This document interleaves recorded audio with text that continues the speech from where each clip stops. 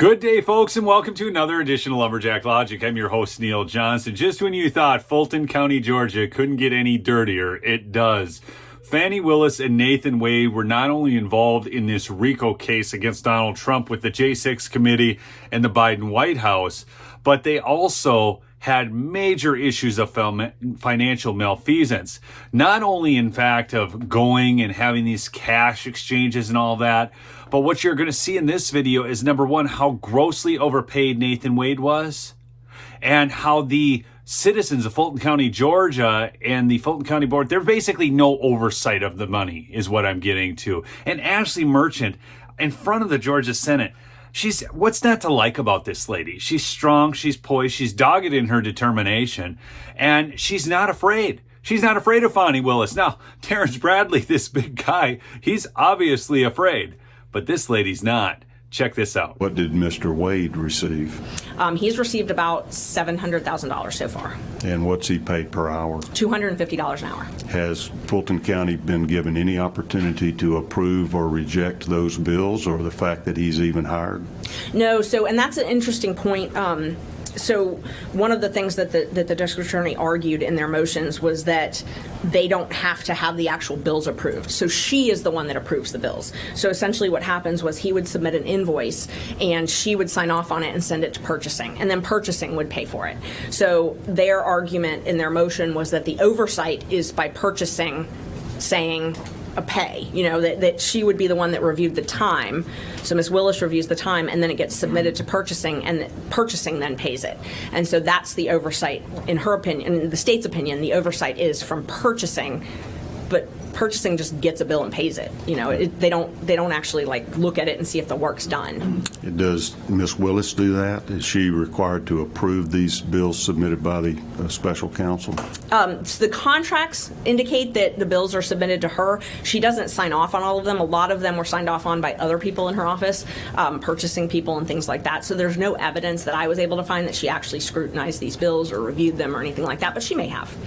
I mean, this is what I love about this lady. She's just so prepared for every question that they're going to ask her, and she has answers. And she's not willing to just say, well, Fanny's guilty of this. She's like, well, she may have. But the fact of the matter is, there was no oversight.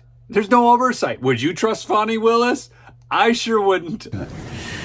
And you mentioned that attorneys that are working for state agencies or whatever, including the special assistant attorney generals, submit bills on itemized statement on what services they've rendered? Yes, and the attorney general has very specific guidelines on that. What you can bill for, how you have to bill, and is told to remind. There's a reminder that this is public service. So essentially, be judicious in your billing. Right. Here you go. I hate to say it, but it looks like there was a lot of servicing going on, but it doesn't look like it was for the public people.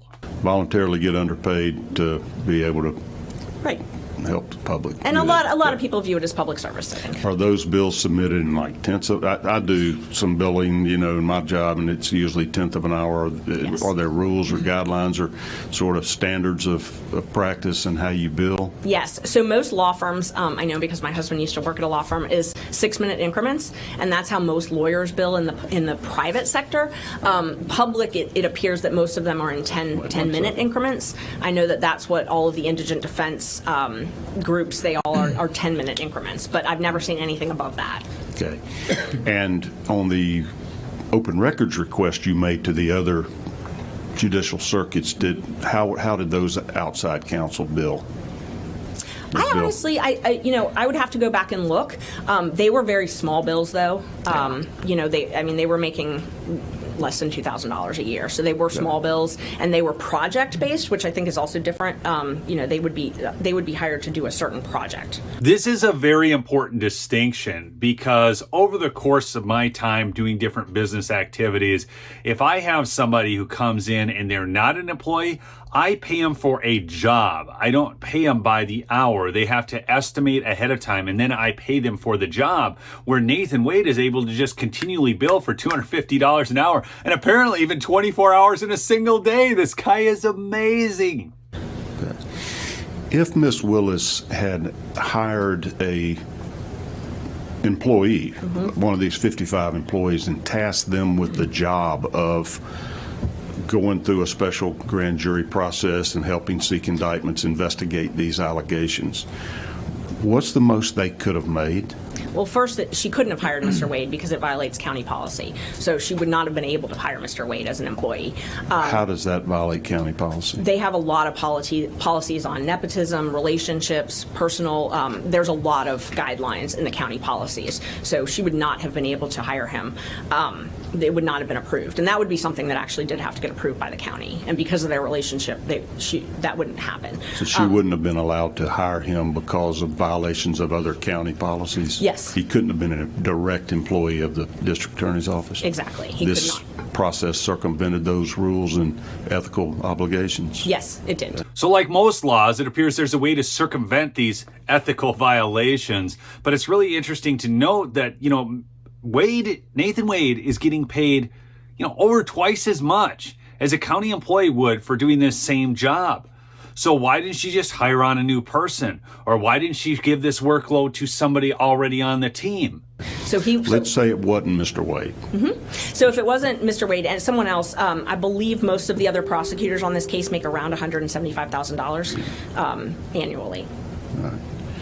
I interrupted you. I'm sorry. That's okay. No, that was the answer. So if she had hired Mr. Wade or somebody else as a salaried employee, they would make around $175,000, most likely. So using this technique that didn't obtain approval and didn't have to follow the ethical guidelines of her own office, she was able to pay him $700,000 over 2 or 3 years. Yes, and way more than he would have made as an employee. Way more, and also he's able to have a private practice, which is significant because you're not able to have a private practice if you're an employee. So that's a big issue. So this is wild. Are you folks getting just how bad this is? Here's a guy getting paid $700,000 over this course of time. More than twice as much as a county employee would be paid, all while getting to maintain his private practice while he's working overtime, even 24 hours a day, and meeting with the White House to go after and prosecute and persecute Donald Trump.